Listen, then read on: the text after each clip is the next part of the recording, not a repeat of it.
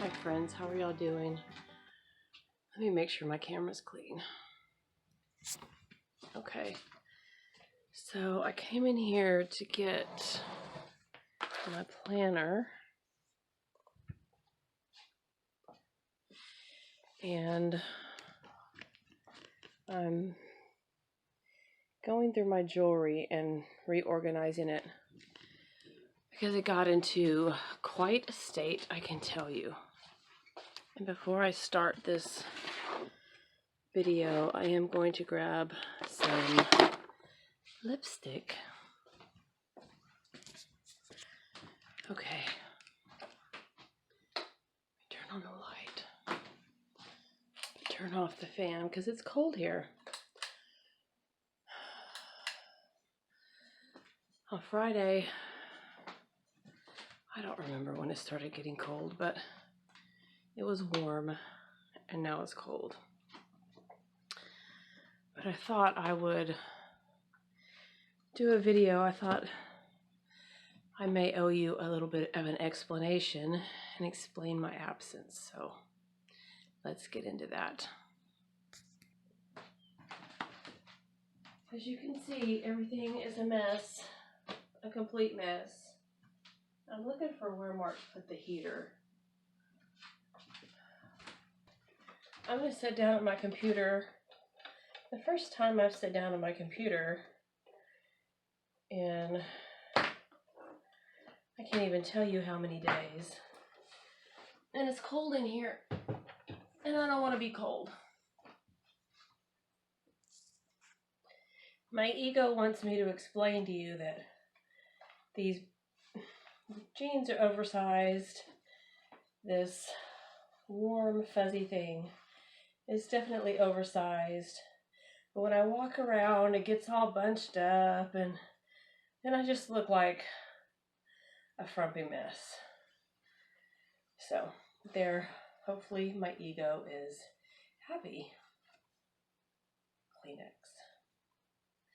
Every single pocket that I have has Kleenex.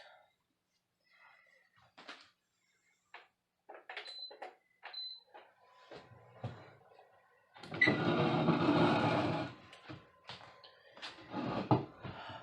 Ooh! And I'm not cleaning up the back of the couch. It's just gonna look how it looks because I just don't have it in me. Okay. So I've written everything down. Basically, in a nutshell, I've been sick on and off since Christmas. And I've been on 4 rounds of antibiotics. And 3 of those were from Mexico. Because I live close to Mexico, and you can get certain antibiotics, well, certain drugs, but the only ones I get are antibiotics over the counter. Lucky them, right? So I went to the doctor once. I don't know if I told you guys about that, but I did. I went to the doctor once, and she did lung x-rays, and she gave me like 4 medicines, and then I got sick again. So on February 24th, I wrote, fridge, shelf, and greenhouse came in, stayed in bed, slight fever, lungs bad. I didn't write anything on the 22nd or the 23rd of February, so I don't know if I was sick that day or not, but I'm assuming that I got sick on the 24th. So it was just like, it just started out as a cold, like this has happened to me once or twice, but doesn't happen a great deal, where I just, like, if I'm bending over to do something, My nose just starts running. Like I haven't sneezed. I don't feel allergic. It's just running. Just dripping. And you're like, ugh, Leila, why do you have to talk about that? It's just because I think it's a significant symptom.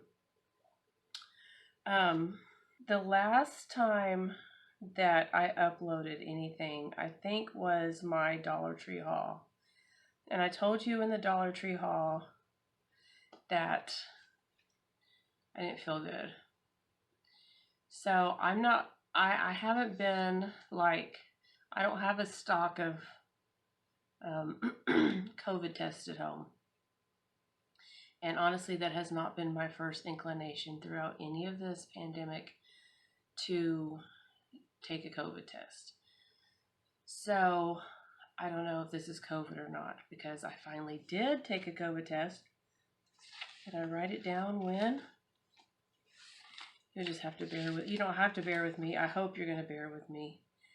I went with Kate. And when I went with Kate to Goodwill and HEB and the Dollar Tree and Walmart on March the 14th, I picked up a COVID test at HEB. It was $10. And that's why I don't keep them around, because why would I waste $10? So that was from the 24th to the 14th. So 10 days. 10 days later, I took a COVID test and it was negative. And I thought for sure it was going to be positive. But then I started reading, and then I remembered, when the pandemic first started, when the COVID tests were available and they were making people test, I do remember that you had to have a negative COVID test before you could go back to work, right? So I know that if you get COVID and test positive, eventually you will test negative. So I'm telling you that because I think I got COVID and I waited too long to test because it didn't even dawn on me, because I do get sick so often and I do have chronic bronchitis, and I put that in quotes because I've never been diagnosed with chronic bronchitis, because I always treat myself with over-the-counter in Mexico Z-Packs. So I was like, whatever, it's just bronchitis. I'm going to take an over-the-counter antibiotic. The only thing I had was something called Bactrim, which is a sulfa drug. A lot of people can't take it. I was like, I don't know if I'm allergic or not, but I'm going to give it a try because I feel like crap. It didn't do a thing. Not a thing. So I've also been, I also took, another controversial drug that I didn't get from the doctor. I'm not going to tell you what it is. Feel free to guess. Took it for 5 days. Didn't do a thing.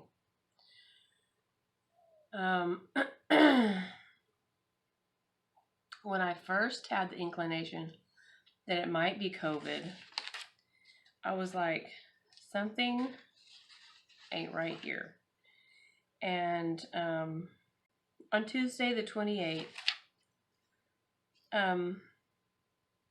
Saturday the 25th, keep in mind, okay, I haven't told you this, but keep in mind all this time, I have been self-medicating with a natural herbal supplement that gives you energy, because I had to go get through Christmas. And, with everything going on with, my emotions regarding Preston, my emotions regarding, as I'm sure everybody's feeling, the times that we're in right now, I felt the need. So this herbal remedy also gives me energy, but I think that's like a false energy, and it can mask, excuse me, I have something in my eye. And every time I start doing a video, the phone rings. Okay, so I don't know where I was. Excuse me. On Sunday the 26th, I didn't write it down, but I do know Mark and I went to a different church, not to visit, to go change churches just to support a friend. And when we came back, I took a nap. And then the 27th, I put feel bad, didn't go anywhere. Slept bad, woke up at 3 a.m. coughing, took cough medicine. Tuesday the 28th, felt bad, asthmatic, cried. Wednesday the 1st, felt bad, went with Kim to the Dollar Tree. You know, I could probably tell I was not feeling good in that video. Second Thursday, started taking Bactrim. Friday the 3rd, Mark was off. I did 2 videos, the Dollar Tree haul and the Goose Creek haul. And by that, I meant like I put it on the computer and I edited it. Not that I did it. Not that I think I did do the Goose Creek haul that day, but I had done the Dollar Tree haul previously. And I put a bad day of coughing.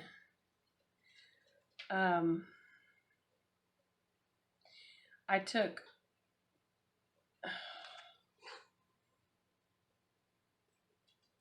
on Wednesday the 1st, so the doctor had prescribed me albuterol, which I showed you earlier, the little clear vials that you put in the nebulizer. The doctor had prescribed me that whenever I went in.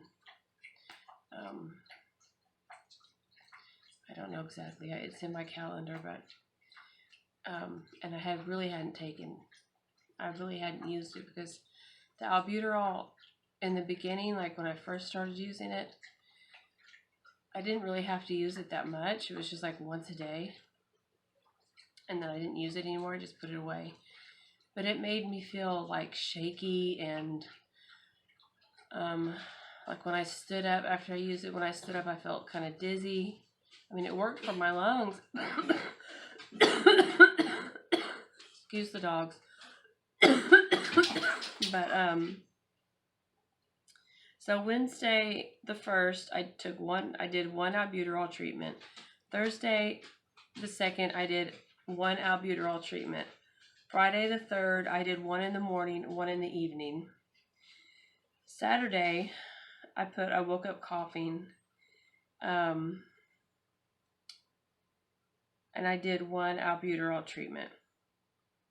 And then Sunday, I was feeling bad, but I was okay to go to church. We just went to church and came home. And then Monday, the 6th, I did 3 albuterol treatments. Tuesday, the 7th, I did 3 albuterol treatments. Wednesday, the 8th,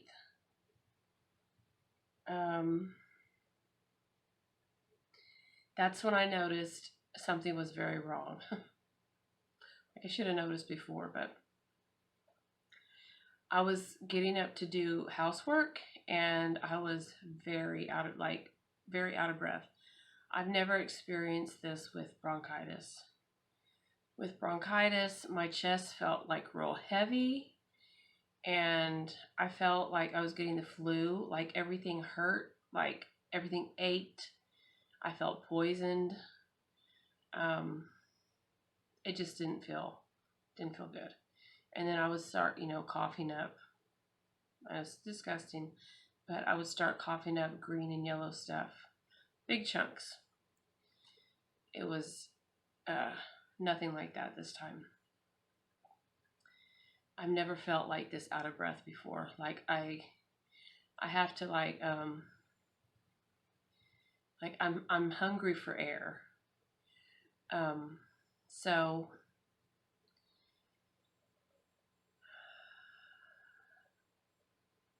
and my train of thought, my memory is worse than usual. It's probably because of the lack of oxygen to my brain. Even though my sister-in-law lent me one of those things you stick on your finger and it reads your oxygen level and your pulse. She said to keep your oxygen level above a 90.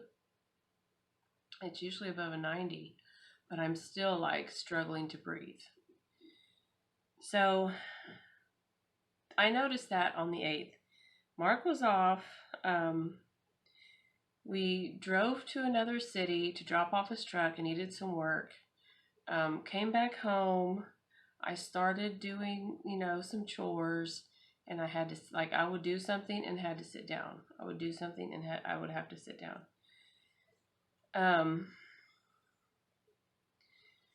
So that has continued, and I've been keeping track of, like on Friday the 10th, I put very scary lung day.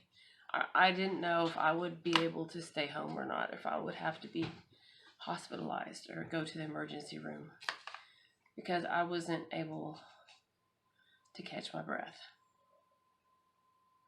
So I did, that's why you saw the bowl on the table, because I have not been wearing makeup, because I've been pouring, you know how you pour boiling water into a bowl, only for adults. Don't let kids do that, because the boiling water can scald you. But you put the towel over your head and you keep, all the steam in, and you breathe it in, and it really does open up your airways. But for me, it only lasted while my head was over the bowl of water. So I've been relying on the albuterol to keep me alive, I guess, because you have to sleep sometime.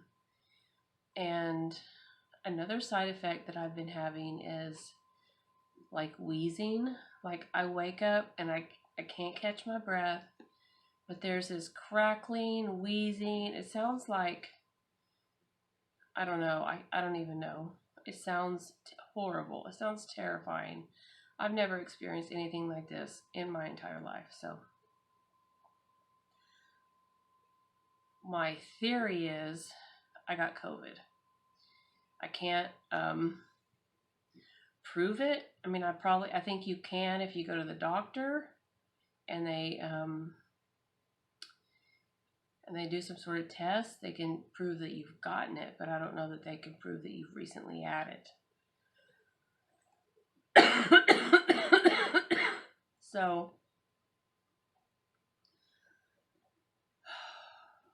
man, I just feel I haven't been able to like carry on a conversation or yeah, so I haven't been able to make a video. Plus, you don't want to hear my voice sound like this, so.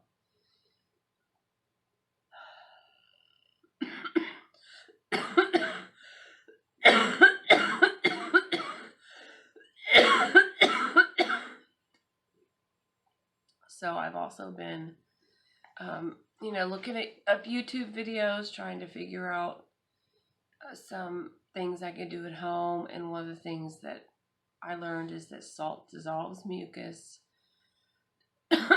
So I made some saline solution with, what's that water? Distilled water and saline and salt. And I've been keeping that in the fridge because it can grow bacteria. So I've been putting that in my nebulizer, and then I, watching all these videos, I learned a couple of techniques, like breathing techniques, to be able to make yourself cough and get rid of some of the mucus, because you need to cough, but the coughing has been wearing me out. But the worst part of this is, I don't have a fever anymore. I don't have a fever. My nose isn't running. Test positive for COVID. So But my doctor, who's close to me, decided to expand his practice, and he also has a clinic in town, which is about 45 minutes away from me. And that's where he wants the sick people to go. And I have driving anxiety at the best of times. And I told him that. I said, I have a handicap. I have driving anxiety. And they were like, too bad. And so I did go to that clinic. This was before this. This was when I got the lung x-rays and the 4 medicines. And I may have already told you this. So I called him this week. I call him. You have to leave a message. They don't call you back. So my thing is, I've been with this doctor for like over 15 years, probably like 17 years now. And I don't necessarily want to change doctors, but his staff, like if I did tell him, I said, I can't drive into town. I have a driving anxiety. They're like, well, that's where our sick clinic is. It's like, you don't understand. I have a handicap. Can you make an exception for me? Ma'am, our sick clinic is in town. They're like a bunch of politicians. They completely discount you and ignore you, and they don't treat you like a human being. And I'm just tired of his staff. I like the doctor, but his staff is just so like unhuman. But I think I found a way. That's a good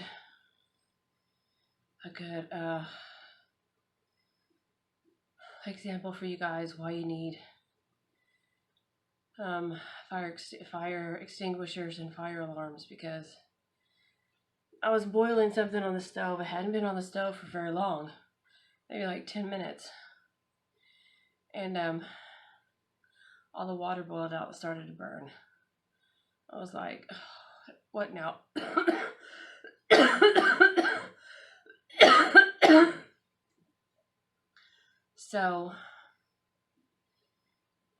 So I'm out of albuterol that this doctor's in-town clinic prescribed. So I'm going to call on Monday and tell them I need a refill on my medicines, and I want to see the doctor. And yeah, we're going to go from there. And if they say no, you have to go in town, I'm going to just say, all right, let me have your name. Let me have, the name of the charge nurse. I'm gonna make a formal complaint against your office because I told you I have a handicap. It's noted. I've been diagnosed with anxiety and treated for anxiety. So it's on the file. I have this problem, and if they're not willing to work with me, then they need to be held liable for their actions, because I wish I could just get in my car and drive into town. But at this point in my life, I can't.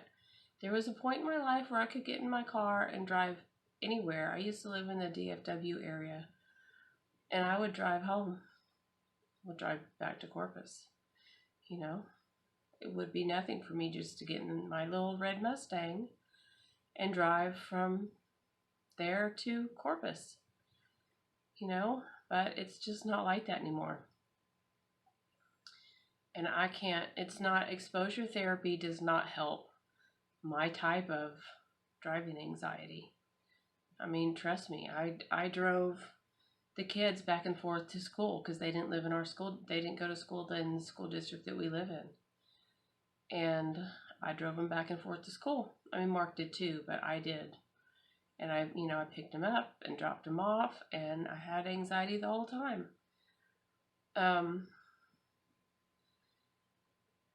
So that is why I have not uploaded a video. It's because I'm in a very bad way.